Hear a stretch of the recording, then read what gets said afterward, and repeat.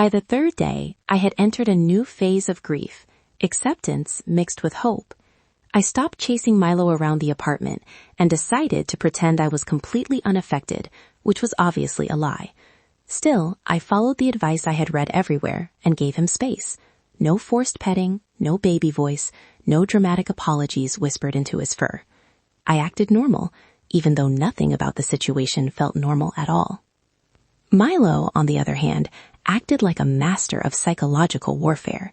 He positioned himself just close enough to be seen, but far enough to be unreachable. He would sit on the arm of the couch while I sat at the opposite end, staring straight ahead as if I didn't exist. Occasionally, I caught him watching me when he thought I wasn't looking, and the moment our eyes met, he looked away. That small action somehow hurt the most. I tried to rebuild trust through routine. I fed him on time, cleaned his litter box meticulously, refreshed his water, and resisted the urge to overcompensate. I even played with him using his favorite toy, dragging it across the floor without directly engaging him. He participated, but always kept his distance, playing with the toy, not with me. It felt like cooperation without forgiveness. Later that evening, something small but important happened. As I sat on the floor reading, Milo walked past me slowly, not away from me, not avoiding me, just past me. His tail brushed lightly against my leg for half a second. It wasn't affection, but it wasn't rejection either. I froze, afraid that any movement might undo the moment. When he continued walking without incident, I realized that this was progress, however tiny it seemed. That night, he chose to sleep in the same room again, not on the bed, but nearby. I listened to his quiet movements in the dark, feeling strangely relieved. The cold shoulder hadn't fully melted, but it had cracked. For the first time since it started, I felt like there was a way back, even if it would take patience, humility, and a deeper respect for the unspoken rules of cat loyalty. The fourth day felt like walking on thin ice that could crack at any moment. I had learned my lesson and moved through the apartment carefully, as if Milo's mood controlled the laws of gravity. I no longer sat on his spots, touched his things, or adjusted anything that even remotely belonged to him. Every action was calculated. I wasn't just living with a cat anymore. I was negotiating with one. Milo seemed to notice the change. He stopped dramatically leaving rooms when I entered, though he still refused to acknowledge me directly. Instead, he adopted a new strategy, existing peacefully in the same space while acting like I was furniture. He would groom himself nearby, stretch casually, and nap in visible places, all without giving me the satisfaction of eye contact. It was progress, but on his terms. That afternoon, something unexpected happened. I was sitting on the couch, scrolling through my phone, completely ignoring him as advised by every article I had read. Without warning, Milo jumped up beside me. My heart stopped. I didn't move. I didn't breathe. I stared straight ahead, pretending I was deeply invested in absolutely nothing. He sat there for a full minute, close enough that I could feel his warmth. Then slowly he lay down, still not touching me, but close enough to remind me of what I had lost. Minutes passed. Then his paw touched my leg. Lightly. Accidentally. Maybe on purpose. I stayed still, terrified of ruining the moment. Eventually he shifted again, settling more comfortably, his body now pressed against my side. It wasn't forgiveness yet, but it wasn't no longer punishment. It felt like a ceasefire. That evening, Milo followed me into the kitchen for the first time since the incident. He sat nearby as I prepared his food, watching calmly instead of turning his back. When I placed the bowl down, he ate normally, glancing up at me once, just once, before continuing. That single look felt heavier than any meow ever could. As night came, he climbed onto the bed, choosing his usual spot near my feet. I didn't touch him. I didn't speak. I just let him exist beside me. Lying there in the dark, I realized something important. The cold shoulder wasn't cruelty. It was communication. Milo wasn't punishing me. He was reminding me that trust, once disturbed, takes time to rebuild. And for the first time, I felt like I had earned my place back, even if full forgiveness was still one step away. I never thought I would be emotionally affected by a creature that once stared at a wall for 20 minutes straight, yet there I was, standing in my living room, feeling personally rejected by my own cat. His name was Milo, a gray ball of fur with an attitude that suggested he paid rent and I was merely a guest. For years, we had an unspoken agreement. I fed him, cleaned his litter, and respected his personal space, and in return, he tolerated my existence and occasionally blessed me with affection. That morning, however, something was different. I woke up like any other day, stretched and instinctively reached down to pet Milo, who usually slept curled up near my feet. My hand met empty space. Confused, I sat up and found him sitting across the room, facing away from me, tail wrapped tightly around his body.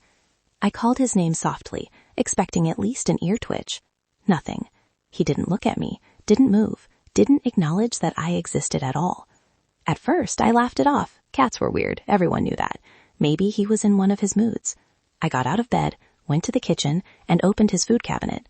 Normally, that sound alone summoned him like magic. This time, nothing happened. I poured his food, the same brand, same flavor, same bowl, and placed it on the floor. Milo stayed exactly where he was, staring at the wall like it had personally offended him. That's when a strange feeling settled in. This wasn't normal cat indifference. This was deliberate. This was cold shoulder behavior. I tried again, using the high-pitched voice I swore I would never use in front of other humans. I crouched down, patted the floor, and invited him over. He slowly turned his head, just enough to show me one eye, then deliberately looked away again. The message was clear. I had done something wrong. I spent the rest of the morning trying to identify my crime. Had I forgotten a treat? Changed his schedule? Looked at another cat online? The more I thought about it, the worse it felt.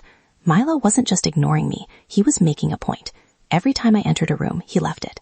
Every time I sat down, he relocated to the farthest possible corner. It was like living with a tiny furry ghost who wanted me to suffer. By the afternoon, I realized something unsettling. I cared, way more than I should have. I checked his litter box, refreshed his water, even opened a new can of food as a peace offering. He ate it without looking at me, his back still turned, as if accepting the food did not mean forgiving the hand that served it. That's when it hit me. My cat had officially given me the cold shoulder, and I had no idea how to fix it. By the second day, the situation had escalated from confusing to emotionally disturbing. Milo had upgraded his behavior from passive ignoring to strategic avoidance. If I entered the room, he left. If I sat down, he relocated. If I reached out, he vanished like smoke. It felt less like living with a pet and more like being silently judged by a roommate who knew all my secrets. The worst part was that he was doing it calmly, without aggression, without noise, just pure calculated distance. I started observing him like a detective trying to solve a crime. His ears were fine, his tail wasn't puffed, his appetite was normal, and his eyes were alert. This wasn't illness, this was personal. Every small movement felt intentional, like he was proving a point. When I tried to sit next to him on the couch, he stood up, stretched slowly, and walked away without even glancing at me. That hurt more than any scratch ever could. Desperation slowly crept in.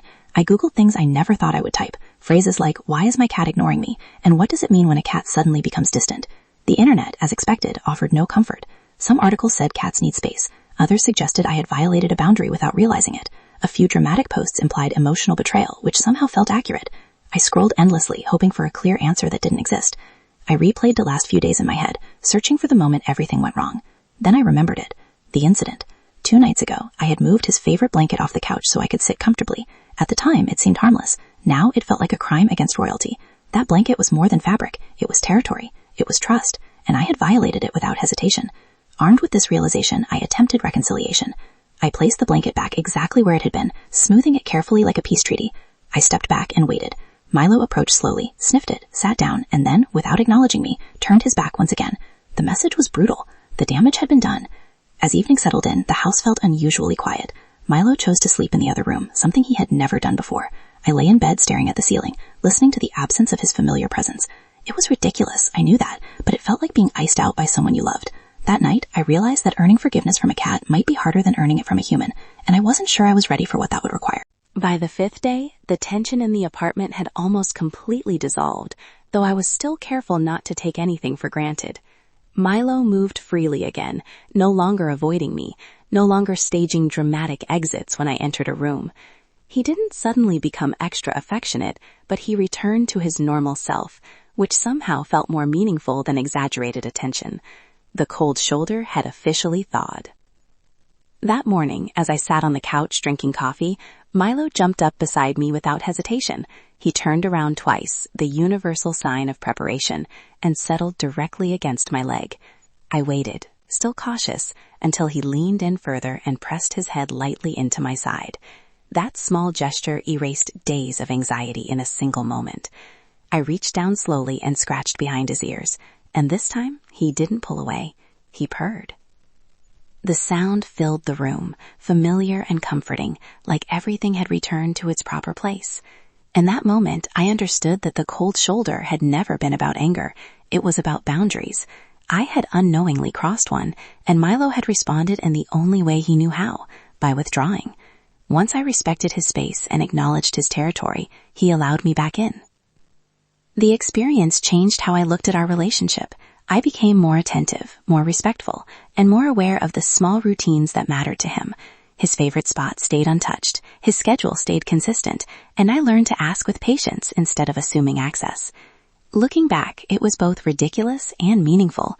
Being ignored by my cat had taught me more about respect and trust than I expected. Milo never needed words to communicate his feelings, and when he finally forgave me, he did it quietly, on his own terms. As he slept beside me that night, warm and content, I realized that earning back a cat's trust might be one of the most humbling experiences a person can have, and I wouldn't forget that lesson anytime soon. Even after things returned to normal, I couldn't shake the awareness that something fundamental had changed between us, not in a bad way, but in a deeper, more respectful way. I found myself paying closer attention to Milo's behavior, noticing the subtle signals I had ignored before, the way his ears angled when he wanted space, the slow blink that meant trust, the quiet way he chose proximity without demanding attention. I realized that our relationship had levels I had never bothered to understand until the day I almost lost his trust. Days turned into weeks, and Milo settled back into his routines, but now they felt shared rather than assumed. When he chose to sit near me, I appreciated it instead of expecting it. When he walked away, I didn't take it personally. That shift changed everything. Our interactions became calmer, more intentional, and oddly more affectionate than before. It was as if respecting his independence made our bond stronger instead of distant. Sometimes I caught myself smiling when he ignored me briefly, because I understood now that independence was part of who he was. He wasn't being cold, he was being a cat, and I wasn't entitled to his affection, I was invited into it. That distinction mattered more than I ever imagined. Late one evening, as Milo curled up beside me and fell asleep, I realized the cold shoulder hadn't been a rejection, it had been a lesson. It taught me patience, awareness, and respect in a way only a silent, stubborn, furry teacher could. And as I sat there listening to his steady breathing, I knew that whatever bond we had now was stronger, quieter, and more real than before.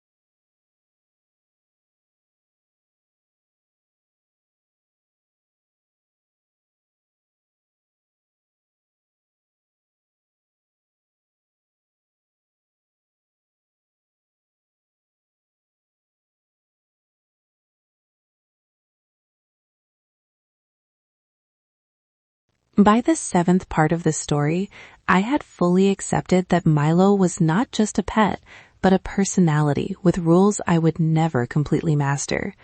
What surprised me was how naturally those rules began to influence my behavior outside the apartment. I became more patient in conversations, more aware of unspoken boundaries, and less reactive when attention wasn't immediately returned. Somewhere between respecting a cat's space and earning it back, I had learned to slow down. Milo, of course, remained blissfully unaware of the personal growth he had triggered. He continued his routines with quiet